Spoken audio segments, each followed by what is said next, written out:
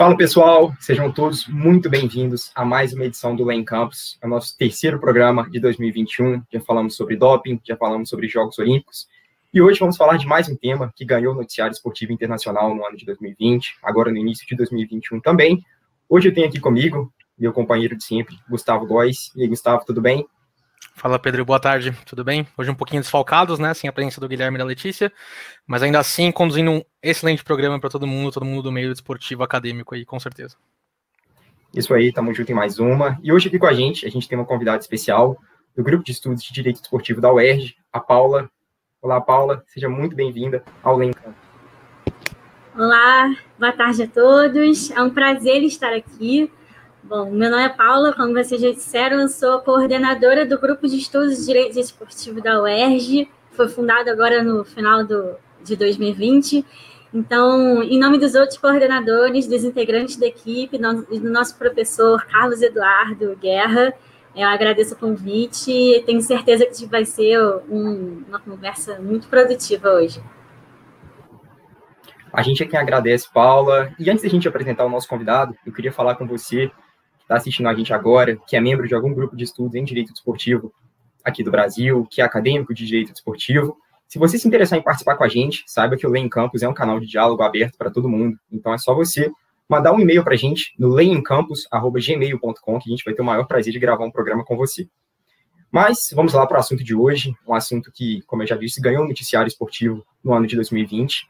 É a Superliga Europeia, a possibilidade de que clubes europeus, da elite do futebol europeu, criem uma Superliga a par da FIFA. E hoje, para falar desse tema com a gente, ninguém melhor do que o advogado Pedro Henrique Mendonça. Olá, Pedro, tudo bem? Seja bem-vindo ao Lane Campus. Tudo bom, Pedro? É muito Pedro, né? Eu gostei que os convidados de hoje estão trazendo aqui um sotaque um pouco mais carioca para o programa, né? Então, estamos bem equilibrados. Prazer, Pedro. Prazer rever o Gustavo aqui e prazer também conhecer a Paula. Espero que a gente possa aí conversar bastante sobre esse assunto, tudo que permeia, né, essa suposta Superliga Europeia aí. Pedro, eu reitero aqui, é uma alegria muito grande para a gente ter você aqui conosco. Mas antes da gente entrar no tema, se apresente um pouco para a gente, fala da sua trajetória acadêmica, da sua trajetória profissional também, por favor.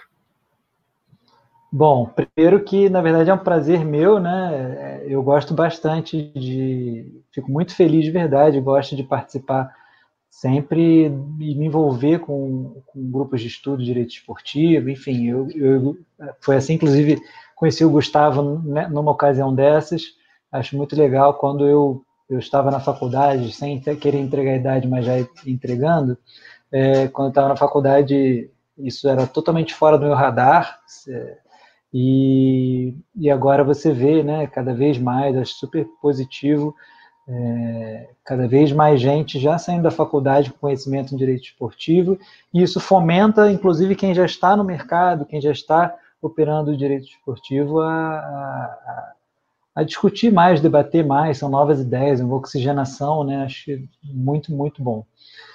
Bom, eu, na verdade, sou formado em Direito pela PUC do Rio, e minha carreira começou de forma ordinária, digamos assim, né? Eu trabalhava no escritório de contencioso civil, como tantos outros advogados espalhados pelo país, até que um belo dia eu recebi uma ligação para participar de um processo seletivo numa empresa do ramo do esporte. Então, assim, curiosamente, apesar de eu ser apaixonado por esportes em geral, eu não fui atrás do direito esportivo, o direito esportivo veio atrás de mim, dessas coincidências da vida, e essa empresa, na verdade, era o Comitê Olímpico Brasileiro, onde eu ingressei como advogado em 2010, estive lá até 2016, até os Jogos Olímpicos de 2016, então eu estive, por exemplo, nos Jogos de Londres e no Rio, evidentemente, os Jogos vieram até nós, né, mas Londres eu fui até os Jogos, Jogos Pan-Americanos de Toronto, eu estava lá também como advogado do COB. Tive apenas um hiato nesse período, onde trabalhei numa empresa de marketing esportivo, atuando na Copa do Mundo de 2014. Em 2016, eu saí do COB para ir a Portugal fazer meu mestrado. Então, fiz meu mestrado em Direito Transnacional. Inclusive, o tema de hoje, sobre o qual a gente vai falar, é essencialmente a dissertação que eu apresentei. Lá também tive a oportunidade de trabalhar com direito desportivo na Abreu Advogados, junto com o professor Alexandre Mestre, que é uma grande referência para todos nós, né? Um grande amigo. E ao retornar ao Brasil, me mudei para Brasília e ingressei como sócio da Camargos Advogados, ao lado do Vladimir Camargos também, uma referência do direito desportivo. E mais recentemente também inauguramos o nosso escritório no Rio de Janeiro, a Scioli Mendonça e Camargo, aí contando com o acréscimo do Bernardo Scioli, ex-diretor jurídico do Flamengo, e também temos em Brasília a Heloísa Mello, que é sócia fundadora do escritório, e agora no Rio também temos a Ana Paula Terra, que foi gerente jurídica do COB durante mais de 10 anos, então esse é o resumo da ópera, da minha carreira até aqui, enfim, e academicamente, além da especialização em Direito Desportivo, que eu fiz em 2012, o meu mestrado em Direito Transnacional teve a dissertação também voltada para o Direito Desportivo. Pedro, super legal. E antes da gente entrar com maior profundidade nesse assunto, que é um assunto que às vezes fica meio a par da população em geral, que se preocupa mais com os aspectos esportivos dentro de campo de uma Superliga. Para a gente ir se aquecendo no assunto, eu queria que você falasse um pouco mais para a gente sobre o sistema federativo da FIFA, por favor. Pedro, o sistema federativo da FIFA ele não foge muito à regra dos sistemas federativos da maioria absoluta dos esportes, né? E a gente está falando aqui de uma estrutura esportiva tradicional, europeia, né? Então, vamos deixar um pouquinho a estrutura, por exemplo, dos Estados Unidos de lado, que é um pouco diferente. Em resumo, você tem o que a gente costuma descrever como uma pirâmide, né?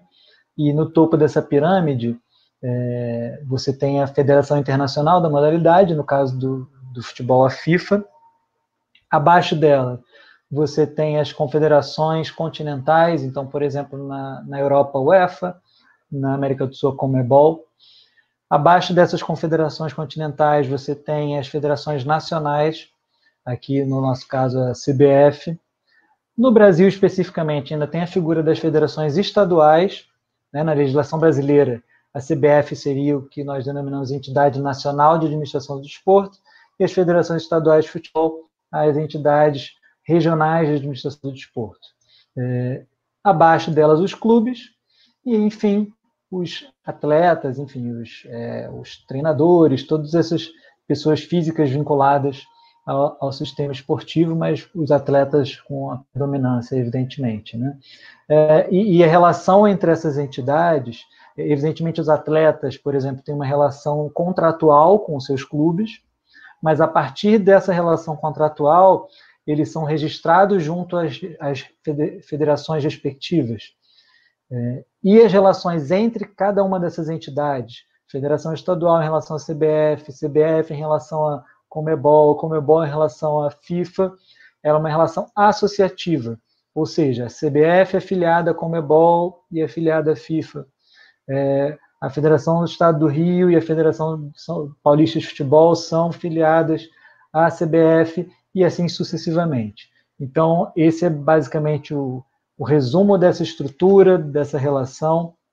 É uma relação em cascata, que significa que se a FIFA emite uma norma, todas as entidades que estão abaixo dela na pirâmide têm que seguir esses preceitos, né? Evidentemente, elas podem eventualmente detalhar de forma mais pormenorizada como aplicar essas regras, mas elas têm que seguir essas regras como norte, não podem contrariá-las, né?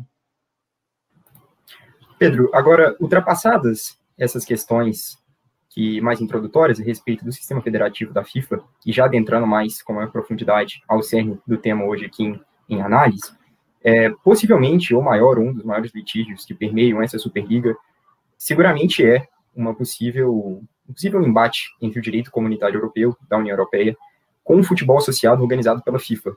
A gente já teve alguns precedentes, principalmente na Federação Internacional de Patinação, se eu não estou enganado, e que podem servir como precedente, como base, enfim, para que a gente tenha um maior embasamento jurídico na análise desse litígio. Então, eu queria que você contasse um pouco mais para a gente como é que fica um pouco essa questão, que até agora me parece, eu não sei se você concorda, pelo menos muito cinzenta, muito no campo da especulação. Você tá correto. Na verdade, essa ideia da Superliga é um projeto, é uma especulação ainda, né? Não foi formulada de forma oficial, mas é um projeto que realmente parece muito interessante para os clubes. Então, não é improvável que ele venha acontecer, se não agora, mais adiante, enfim. E de fato, trata-se de uma questão que colide, talvez, com o direito da União Europeia por algumas questões, não propriamente a criação da Superliga, mas a postura que a FIFA parece querer adotar à luz dessa perspectiva, né? Então, assim, se vocês me permitem, eu queria fazer um histórico bem breve dessa relação entre o direito da União Europeia e a lex sportiva, para que a gente possa entender de onde vem e qual é a influência disso sobre esse caso concreto, né? E essa evolução histórica ela não é tão antiga assim. Coisa de 50 anos atrás, foram os primeiros casos levados ao Tribunal da União Europeia, ao Tribunal de Justiça da União Europeia, que se relacionavam com o esporte. E, na época, o tribunal firmou uma jurisprudência pela qual ele entendia que uma norma esportiva, ou seja, uma norma da lex esportiva, ainda que ele não chamasse de lex esportiva, mas a gente sabe que era isso que ele se referia, uma norma da lex esportiva só estaria sujeita ao crivo do direito comunitário quando ela tivesse um conteúdo econômico. Então, por exemplo, uma norma antidopagem não estaria. Uma norma relacionada à elegibilidade de atletas não estaria. Uma norma relacionada à nacionalidade não estaria. Tá? O caso mais emblemático dessa era inicial de interação entre lex esportiva e direito da União Europeia é o caso Bosman, no início da década de 90. Na ocasião, o Tribunal de Justiça da União Europeia entendeu que uma norma da lex esportiva que era, na verdade, a lei do passe, ela mantinha o vínculo entre o atleta e o clube, mesmo o vínculo esportivo, mesmo após encerrado o vínculo contratual, né, a relação de emprego. Então, o atleta só podia se desvincular esportivamente daquele clube com a anuência do clube, o que, na verdade, significava o seguinte: se um clube simplesmente quisesse embarrear a carreira do atleta, ele poderia, né, até receber o que ele achava que era justo para liberar o atleta. Então, o Tribunal de Justiça da União Europeia, né, após um processo que foi levado até ele pelo atleta Jean-Marc Bosman, um atleta belga, ele decidiu que essa norma ela tinha um conteúdo econômico porque ela, inclusive, violava a liberdade, a livre circulação de trabalhadores dentro da União Europeia. Então, a decisão foi de que o passe não era aderente a esse princípio fundamental da União Europeia, que era a livre circulação de trabalhadores. Em função disso, e também, obviamente, de aspectos políticos, né, de FIFA e UEFA, junto com as autoridades da União Europeia e tal, a FIFA implementou um sistema de transferências totalmente modernizado, que se baseia até hoje na ideia de direitos federativos e direitos econômicos, né? Mais adiante, o Tribunal de Justiça da União Europeia mudou um pouquinho a forma de enxergar essa relação. Ele disse assim, não é porque uma norma da lex esportiva não tem um conteúdo econômico, não se diz respeito a uma atividade econômica direta, que ela está alheia ao exame à luz do direito comunitário. E isso surgiu no famoso caso Meca Medina. Meca Medina era o sobrenome de um dos nadadores que eram parte no processo, e era um processo que dizia respeito a doping. Eles haviam sido punidos por doping e levaram adiante ao judiciário um processo alegando que essas normas eram contrárias a determinadas regras do direito comunitário. Embora o Tribunal de Justiça da União Europeia não tenha dado razão a eles no pleito, ele inaugurou uma nova abordagem, que é a seguinte: independentemente, ainda que não seja uma norma de conteúdo econômico, a gente precisa sempre avaliar essa norma. Primeiro, contraria ou não o direito da União Europeia. Se contrariar, aí, ainda assim, ela pode ser válida, porque ela será válida quando ela visar o atingimento de um objetivo legítimo e ela for adequada e proporcional para atingir esse objetivo. E esse é o que a gente chama de teste de proporcionalidade, que é executado pelo Tribunal de Justiça da União Europeia quando avalia casos que são postos à sua frente de potenciais conflitos entre uma norma da lei esportiva e uma norma comunitária. Então, esse é o resumo dessa evolução. E aí entra esse caso da Federação Internacional de Patinação, que você bem se referiu, Pedro, porque ele é um caso mais recente. 2 patinadores fizeram uma reclamação junto à Comissão Europeia no sentido de que as regras de elegibilidade previstas nos regulamentos da Federação Internacional de Patinação seriam contrárias às normas de direito concorrencial da União Europeia. Em que sentido?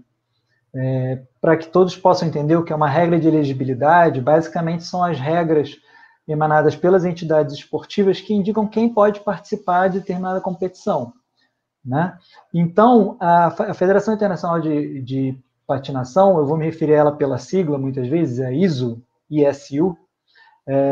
International Skating Union, ela tinha normas que diziam basicamente o seguinte: se qualquer atleta participar de um evento qualquer que não seja autorizado, ou organizado, ou chancelado pela ISU, ou por uma das entidades que são elas filiadas, esse atleta estará impedido de participar de competições dentro do sistema. Então, recapitulando a ideia do sistema, né, da pirâmide, a ISU tem uma pirâmide similar àquela da FIFA, que eu estruturei, e ela dizia assim: se você quiser participar de qualquer evento que esteja fora dessa pirâmide, você fica impedido de participar dentro da pirâmide. E a alegação dos patinadores é que isso gerava um monopólio para essa entidade, porque impedia que surgissem outros entes ou empresas ou o que seja, promotoras de eventos de patinação. E a Comissão Europeia decidiu, em 2017, a favor deles. E como foi estruturada essa decisão? Primeiro, ela olhou para as normas concorrenciais e falou: de fato, essa regra de elegibilidade é contrária a essas normas de direito à concorrência, porque, de fato, ela gera incentivo ao monopólio. Mas não é só isso. Mesmo vendo isso, eu preciso entender se os objetivos dessa norma são legítimos ou não, e se forem legítimos, se essa norma é proporcional para atingi-los. E a conclusão a que eles chegaram foi que os objetivos não eram legítimos, porque seria um objetivo meramente econômico, não de uma proteção do sistema esportivo como um todo. Esse monopólio não seria legítimo, não seria justificável à luz de interesses maiores do direito esportivo. Ao contrário, por exemplo, da conclusão do Tribunal de Justiça da União Europeia, no caso Meca Medina, que entendeu que as normas antidopagem atingiam um objetivo legítimo de assegurar a competitividade, a paridade de armas, o fair play dentro do sistema esportivo, né? Então, essa foi a decisão da Comissão Europeia. Houve um recurso ao Tribunal de Justiça da União Europeia sobre esse caso, e o Tribunal de Justiça da União Europeia, no final do ano passado, chegou à mesma conclusão, de que essas regras de elegibilidade elas violavam o direito comunitário e, portanto, deveriam ser reformadas. Então, esse é o grande precedente, de fato, né, nesse ponto, e principalmente porque é o grande precedente que trata de regras de elegibilidade, que é mais ou menos o tema que se relaciona com esse caso da FIFA e da Superliga Europeia. Perfeito, Pedro. Paula, você é a nossa convidada, seja bem-vinda mais uma vez. Pode fazer a sua pergunta, por favor. Pedro, muito obrigada por essa explicação excelente, deu um panorama que consegue clarear bastante a nossa mente. E pensando justamente nessa questão do direito comunitário, eu fiz uma avaliação em relação ao fair play financeiro. Na criação da Superliga, propriamente dita, pensando realmente na perspectiva do fair play financeiro, essa criação representaria talvez uma violação, porque a partir do momento em que a organização da Liga ela contaria com os maiores clubes, com esse objetivo financeiro que é evidente, são clubes mais saudáveis e poderosos financeiramente, será que não seria como um playground dos clubes mais ricos? Acabaria por subjugar os clubes mais pequenos, nesse sentido? Paula, eu vou dar um passo atrás para responder a sua pergunta. A criação da Superliga, eu não vejo como uma violação às normas do direito comunitário. Tá? O direito comunitário entra nessa discussão muito mais pela posição da FIFA e da UEFA e das demais confederações continentais, né, que recentemente emitiram um comunicado com algum tom de ameaça aos clubes e jogadores, no sentido de que, olha, se vocês lembrem-se de que se vocês participarem dessa Superliga Europeia, que eu não chancelo e a UEFA não chancela, ou digamos que fosse uma Superliga mundial, não só europeia, tivessem clubes de diversos locais, todas as confederações não chancelam, ou seja, a minha pirâmide, ela seria disputada fora da minha pirâmide. Se vocês disputarem esse torneio, vocês estarão inelegíveis para disputar os torneios da minha pirâmide, ou seja, Copa do Mundo, ou seja, Champions League, ou seja, Libertadores, né? E por aí vai.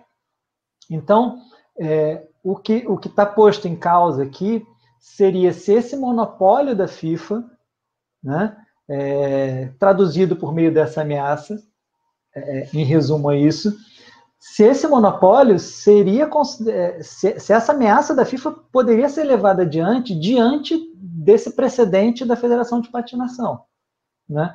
Porque se tanto a Comissão Europeia como o Tribunal de Justiça da União Europeia já decidiram que uma regra de elegibilidade que impeça a participação em eventos paralelos pode ser considerada como contrária ao direito comunitário e visando atingir objetivos que não são legítimos, por que não chegaria à mesma conclusão em relação a uma postura da FIFA similar nesse caso concreto? Então,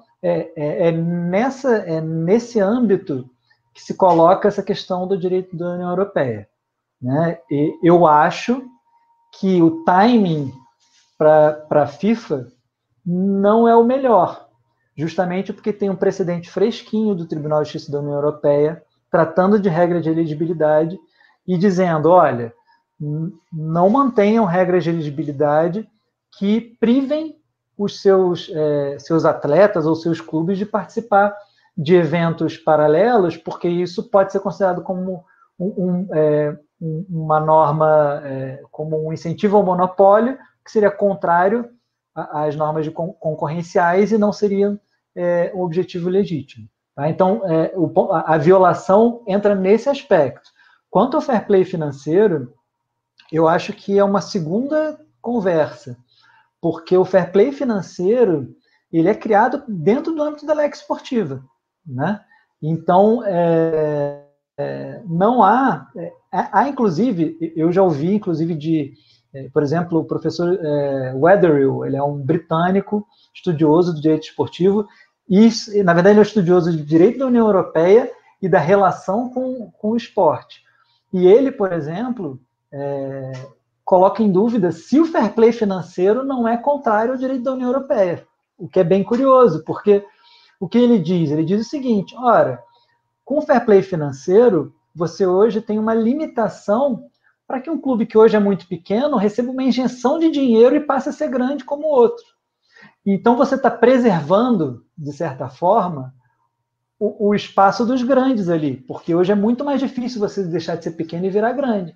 Porque como naquela relação receitas-despesas você tem uma série de limitações quanto às receitas que você pode contabilizar e o que você pode ter de patrocínio, se faz sentido, se é proporcional ao tamanho do seu clube, etc, etc. Tem uma série de regras bastante específicas quanto a isso. Então ele questiona, por exemplo. É bastante interessante porque é difícil você ver qualquer tipo de questionamento ao fair play financeiro, né? Porque e aí poderia entrar a defesa, talvez, do fair play financeiro no seguinte sentido: não, mas isso é necessário para manter a estabilidade do futebol europeu, porque se a gente deixar sem o fair play financeiro, todo mundo vai se endividando sem fim, e isso é ruim para o sistema como um todo. É uma defesa razoável. Então, poderia ser considerado um objetivo legítimo, e assim, mesmo que fosse contrário a uma norma concorrencial, ser considerado como válido, né? Isso é uma discussão hipotética, isso nunca chegou a ser posto em discussão no Tribunal de Justiça da União Europeia, mas é uma discussão. E na relação entre fair play financeiro e essa Superliga, eu não veria propriamente assim, um problema, né? Porque aí a gente tem que entender que essa Superliga estaria fora dessa pirâmide. Seria, de fato, o playground desses clubes, é fato isso. É isso. Mas é um cenário perfeito para eles. Por que não disputar uma competição que é mais rentável, esportivamente mais desafiadora, sabe? É um produto muito atrativo para esses clubes, né? Eu acho que a questão prática que eu me pergunto, e eu não sei nem se a gente um dia vai ver essa resposta, porque, primeiro, eu não sei se a FIFA, se a Superliga se consolidar, a FIFA vai mesmo querer barrar esses clubes, esses atletas, as suas competições, a UEFA, etc. Porque aí é aquela coisa, né? O ovo ou a galinha? O que veio primeiro? Porque o que vai acontecer? Será que os atletas, por exemplo, não vão querer jogar mais por esses clubes porque eles vão querer disputar a Copa do Mundo? Ou será que antes disso a FIFA que vai dizer eu não vou arriscar perder os jogadores para a minha Copa do Mundo? Imagina, você vai ter uma Copa do Mundo sem Cristiano Ronaldo, Neymar, Lewandowski, sei lá, pensa em todos aí desses grandes clubes europeus, né? E é mesmo o raciocínio da UEFA. Será que ela vai bater de frente ou ela vai repensar e falar, não, eu quero preservar a Champions League. Ela não vai ser mais a principal competição do mundo, mas ainda assim ela é uma competição que me traz muita representatividade. Esses atletas também eu quero que joguem, eu quero ter um Real Madrid numa competição minha, eu quero ter o Bayern, eu quero ter o Liverpool, né? Eu também quero que esses jogadores joguem a Eurocopa, por exemplo, enfim. Então, assim, essas seriam as questões práticas, se esse projeto for adiante, e se a postura que a FIFA parece querer ter for adiante também, a FIFA e as confederações, né, continentais, talvez essas sejam as questões práticas com as quais a gente vai se deparar, a não ser que antes disso surja alguma decisão, né, no âmbito da União Europeia que já cabe com a celeuma, né? Gustavo, vai em frente, sua pergunta. Vou assumir aqui então, gente. Pedro, quando a gente conversou no passado, a época, se você vai lembrar, a luz da MP 984, né, MP do mandante, a gente falou da importância que tinha o movimento dos clubes de assumirem narrativas das suas próprias transmissões, produção de conteúdo e etc. A criação da Superliga, ela me parece uma iniciativa de tomada do protagonismo dos clubes em relação à condução dos próprios campeonatos, dos próprios torneios, até como você falou agora na produção de produtos de entretenimento muito mais rentáveis e mais interessantes esportivamente.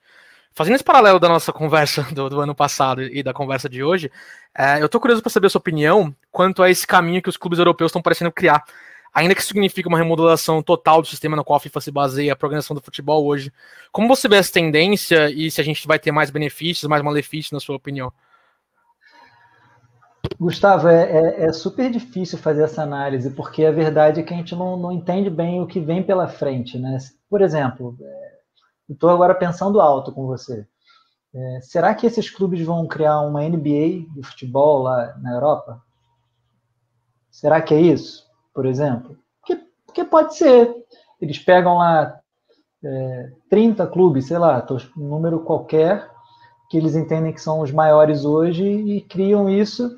E aí o monopólio do sistema esportivo ele existe em função dessas regras de elegibilidade e do Einplatz-Príncipe, etc. Mas se você consegue estruturar um sistema paralelo, e se você tem esse poder, e quando eu digo poder, é poder econômico, poder de reputação, né, para fazer isso, tecnicamente você não tem nenhum impedimento.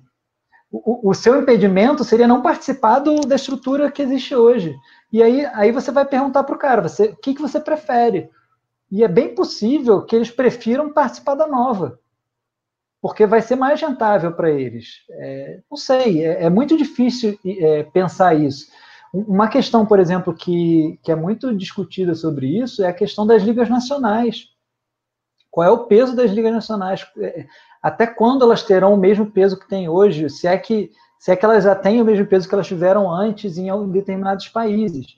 Porque se uma Premier League tem um peso gigantesco, porque ela é muito competitiva, e você tem ali 5, 6 clubes que, se baterem campeões da Europa um belo ano, ninguém vai cair da cadeira, né? Porque eles têm uma capacidade econômica realmente muito à frente das demais ligas. Por exemplo, uma liga alemã que você tem um Bayern que ganha 8 campeonatos a cada 10. Sabe? É outro tipo de leitura. A gente critica a Liga Espanhola, fala muito em espanholização e tal, e etc. Barcelona e Real, aí a cada X tempo vem alguém para ganhar o título. Hoje essa terceira força é o Atlético de Madrid, mas em outros tempos foram outros clubes, né? Então, isso são discussões assim que realmente, e essa Superliga, ela tem isso ela seria uma revolução, poderia ser uma revolução, porque existe a possibilidade também de tudo se acalmar, ela ser criada e virar um torneio ali a mais, em relação ao qual FIFA, UEFA, Conmebol e tal não tem o controle. Agora, por outro lado, esse cenário mais calmo pode ser só a primeira etapa de um processo que efetivamente culmine no estabelecimento de um sistema totalmente paralelo, entendeu? Aí qual Copa do Mundo vai ser mais interessante ver? Vai ser a desse sistema paralelo ou vai ser a da FIFA? Entendeu? Qual vai ser o torneio mais interessante? Qual que vai vender direitos de transmissão mais caro? Né? Qual que vai atrair mais patrocinadores?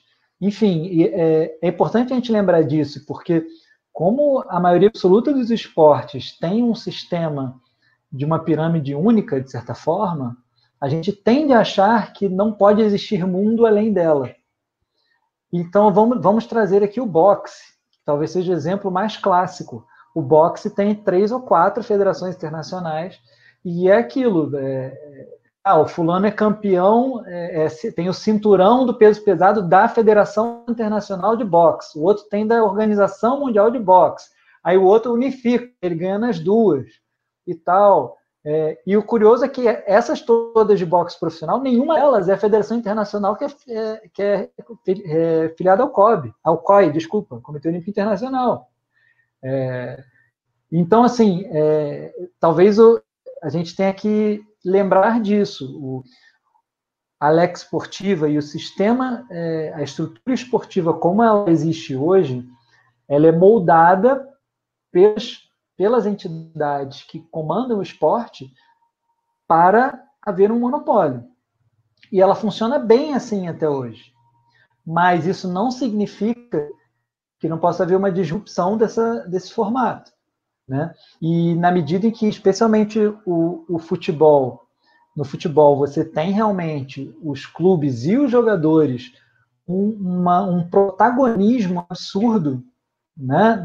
Em termos de reputação, de influência, de econômicos mesmo, né? Talvez hoje eles tenham uma capacidade de se organizarem isoladamente diferente da que eles tinham antes. Embora a gente também deva lembrar que essa pirâmide, ela nasce de baixo para cima sempre. Então, há um século atrás, existiam clubes. Esses clubes queriam jogar entre si. Aí eles criavam uma federação para organizar o campeonato. Aí existiam clubes de outro estado que também se organizaram e fizeram a mesma coisa, e eles tiveram a ideia de jogar gente desse estado com gente daquele estado. Então, essas duas federações se organizaram e criaram lá a confederação. Então, assim, é importante lembrar isso também, né? Que o sistema ele não é criado de cima para baixo, ele é criado de baixo para cima, em tese, né? E, sei lá, talvez, será que vai existir um novo sistema criado da mesma forma, de baixo para cima de novo? Não sei. Tudo isso é hipótese, é especulação. Uma especulação legal, mas é bem difícil de fazer essa leitura. Pedro, se você me permite continuar nesse campo da especulação, porque em meio a toda essa nossa conversa de organização piramidal, sistema federativo da FIFA, quando você cita a representatividade dos campeonatos nacionais e da Premier League, logo me vem à cabeça o projeto Big Picture, que está sendo implementado, não implementado, mas em vias de implementação, muito provavelmente, tanto pelo Liverpool quanto pelo Manchester United na Inglaterra, que, coincidentemente ou não, pode ser uma mera correlação, não uma causalidade, são administrados por proprietários norte-americanos. Tem o Malcolm Glazer, no Manchester United, e tem o Fenway Sports Group, no Liverpool. E cada vez mais a gente vê uma tendência de aproximação entre o desporto clássico, esse sistema piramidal clássico, e a organização desportiva norte-americana, em que é mais pautada pelo entretenimento, pelo cunho econômico que ela goza, enfim. Então, eu queria saber de você se você crê que a gente pode ter essa revolução em andamento no sistema piramidal mais em direção a esse sistema estadunidense, norte-americano, em que, por exemplo, na MLS, os contratos não são celebrados com os clubes, são celebrados com a própria liga, e a liga depois, de certa forma, transfere o vínculo federativo aos clubes de futebol. Então, eu queria saber de você se você enxerga essa possibilidade, sobretudo tendo em vista essa nova entrada de investidores norte-americanos no futebol. Pedro, eu não acho que é impossível. Até foi a primeira coisa que eu falei quando o Gustavo fez a pergunta. Foi a primeira coisa que me veio à cabeça, né? Uma criação de ligas fechadas, enfim. O que acontece é que, assim, de fato, você falou bem, hoje o esporte como um todo, e no futebol isso é muito mais acentuado pelo poderio econômico, né? Pelo volume de dinheiro que gira em torno do futebol. Acho que é difícil de comparar com qualquer outro esporte. Os interesses econômicos pautam também as atividades, né? A gente não pode achar que a gente está da mesma forma que há 50 anos atrás, quando os jogadores de futebol recebiam um salário bem diferente do de hoje, os clubes não lidavam com o mesmo volume de recursos que hoje, enfim. E os clubes se estruturavam de uma forma diferente de hoje, né? No Brasil, ainda temos a mesma estrutura que é dominada, né, majoritariamente por associações, né, os clubes são construídos como associações, mas nas principais ligas europeias, seja por obrigação legal, seja por percepção de que seja o melhor modelo, enfim, há um volume muito grande de clubes no formato de empresa, embora também haja superclubes que não são, né? Barcelona, Real, por exemplo, talvez sejam dois exemplos clássicos. Então, se você tem um clube, o clube é o seu negócio, o que você quer é o que seja mais produtivo para o seu negócio, economicamente mais interessante, enfim. É claro que existe uma diferença entre um clube de futebol e uma loja de qualquer coisa. Porque o clube de futebol, a finalidade dele inicial, em tese, é ganhar, é competir e ganhar. Mas, no momento que você tem um dono e você tem, por exemplo, suas ações na bolsa listadas, você também tem que ter um retorno econômico. Não basta ganhar. se eu sou acionista da Juventus, por exemplo, não basta para mim que a Juventus ganhe 9 campeonatos seguidos. Não necessariamente basta, porque eu posso ser torcedor da Juventus e por isso ser acionista, mas isso pode não ser uma regra. Eu posso ser acionista da Juventus porque eu quero investir num clube de futebol, né? Eu quero apostar que ele vai ter um crescimento econômico, porque vai ter um bom desempenho esportivo e isso vai gerar um bom resultado financeiro, distribuição de lucros e o que seja. Cada vez mais isso é uma realidade. Não basta a questão dentro de campo. Você também tem que apresentar para esses sócios o resultado financeiro. E aí eu volto àquela questão que eu fiz anteriormente. Se existe um projeto de um campeonato que seria o mais rentável de todos, e esportivamente seria também o mais desafiador, você une a fome com a vontade de comer, né? Por que você não participaria dele? A pergunta não é por que você participaria, por que você não participaria. Se você vai ganhar mais disputando aquele campeonato, e se você vai ter um maior desafio de todos, disputando com os maiores clubes. Pode ser algo parecido com a Champions League, mas pode ser mais forte que a Champions League. Porque, por exemplo, eu falei de 6 clubes ingleses, e a Champions League só comporta 4. Uma Superliga poderia ter os 6, por exemplo. Né? Então, esse é o X da questão. Uma vez que o esporte é um negócio, o esporte nesse nível é um negócio, aspectos negociais devem ser considerados também pelos stakeholders. E dentre os stakeholders estão os clubes, os proprietários de clubes, os investidores de clubes. Né? Tudo isso pode sim levar até esse caminho, Pedro, mas eu não sei, eu acho que seria algo distante, sabe? É muito difícil de fazer uma previsão se vai acontecer ou não, mas não é impossível, não é impossível. Agora, a grande questão seria num sistema paralelo ou será que o sistema que existe hoje acomodaria isso de alguma forma? Né? E aí, eu tendo a crer que o sistema de hoje teria vontade de acomodar isso de alguma forma. Justamente porque eu acho que eles não gostariam de se ver na situação de perda de valor nos torneios que são deles, atualmente. Né? Ou perda maior do que já teria com a criação desse torneio paralelo. Né? Perfeito. Paula, por favor, pode encerrar para a gente a última pergunta. Bom, Pedro, também movida por essas notícias recentes acerca da ameaça que a FIFA fez aos clubes, enfim, você acredita que essa punição que a FIFA sugere, né, sugestiona, ela aos clubes e aos atletas, elas seriam aplicáveis também às federações nacionais, no sentido de impedir que os clubes e os atletas participem dos campeonatos respectivos das suas federações? É possível. A gente não saberia até onde iria isso, né? Porque também as federações nacionais... porque o que acontece? O produto Superliga Europeia, se for uma Superliga Europeia, por exemplo, qual é o produto que concorreria, que seria diretamente afetado por isso? Imediatamente. Seria a Champions League, não tem nenhuma dúvida, né?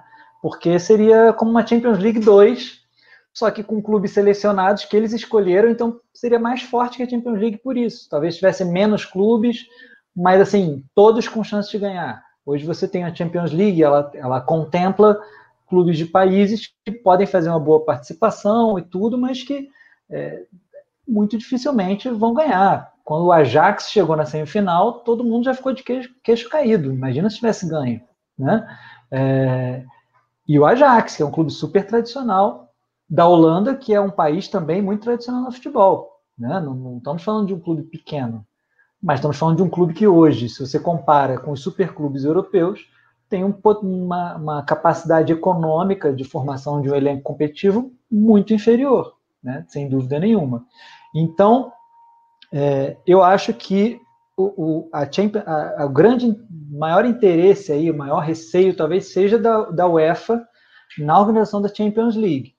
É claro que para a FIFA isso também não é bom, porque a FIFA tem uma história longa de absoluto domínio sobre o que acontece dentro do futebol. E aí é o que eu disse, ainda que a Superliga Europeia pudesse ser algo que fosse afetar mais diretamente um torneio europeu, ela afeta diretamente a ascendência da FIFA sobre os principais stakeholders do futebol mundial, os principais clubes e os principais jogadores.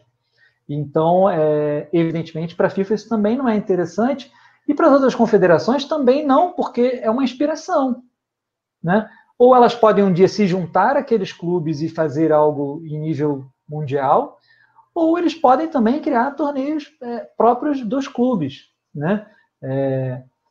Aí a sua pergunta é muito boa sobre a questão das federações nacionais.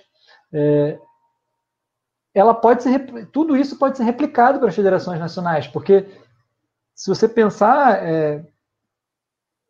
você, de um lado, tem a Federação Nacional querendo que o clube dispute o campeonato nacional, mas existem muitos países em que o campeonato nacional é formado por uma liga, é organizado por uma liga. E aí, o grande papel da Federação Nacional é ser o vínculo entre a liga e a Confederação Continental, por exemplo, para fim de classificação no torneio continental. Ou seja, a Federação Nacional chancela aquela liga. Ela diz, ok, essa liga é o campeonato nacional para fins de classificação, né? Então, esse é o principal papel da Federação Nacional. Se esses clubes forem para a Superliga Europeia, eles ampliarem o projeto deles e em vez de ser só um torneio ali numa vaga do calendário, ele passasse a ser o campeonato deles, por exemplo. A gente não vai mais disputar os campeonatos nacionais porque não me interessa. Eu sou o Bayern, eu não quero mais disputar o campeonato alemão. Ele não é mais interessante para mim. Eu estou num nível acima dos meus concorrentes na Alemanha. Eu quero disputar o campeonato só Superliga Europeia. Eles fazem uma liga podem fazer uma liga de 30 clubes, 20, 30 clubes. Só vão disputar isso o ano inteiro, esses 20, 30 clubes, entendeu? E aí você vai perder força nas suas federações nacionais, nas suas ligas nacionais, e, portanto, as federações nacionais também perdem alguma força minimamente política, né, a partir desse fenômeno. Então, sim, pode haver um envolvimento das federações nacionais, mas num primeiro momento, eu até imaginaria que elas fossem apoiar o movimento da FIFA e das confederações, e não, por exemplo, ser punidas por permitir, entendeu, que eles participassem de outro torneio. Enfim, mas é uma leitura assim hipotética ainda, né? É muito difícil porque toda a nossa conversa parte de uma posição de uma Superliga, que a gente não sabe exatamente como vai ser. E a gente não sabe bem como os entes do sistema federativo atual vão reagir. Então, é uma discussão muito boa mesmo, mas é bem complicado fazer qualquer prognóstico a essa altura do campeonato. É isso, pessoal. Chegamos ao fim de mais uma edição do Lá em Campus, um papo hoje super interessante e também super importante para o direito desportivo em 2021, no momento em que todos esses rumores a respeito da criação da Superliga estão deixando de ser rumores, se tornando movimentos mais concretos, ainda que de forma muito incipiente, é verdade, mas não deixa de ser um tema muito relevante. Gustavo, você já é de casa, muito obrigado por mais uma participação. Paula, você também, muito obrigado. Considere-se de casa também, fique à vontade para retornar aqui com a gente quando desejar. E Pedro, mais uma vez, é uma honra tê-lo conosco aqui no dia de hoje. Foi um papo super legal. Você também pode voltar a hora que quiser, já está convidado mais uma vez. Não, vou repetir que o prazer é meu. Acho muito legal o programa. Sempre bom participar dos projetos do Lei em Campo como um todo, né? E o Lei em Campos é um dos belos projetos dessa equipe capitaneada pelo Andrei. Então, o prazer é todo meu, contem comigo aí sempre. É isso, pessoal. Muito obrigado a todos. Um abraço.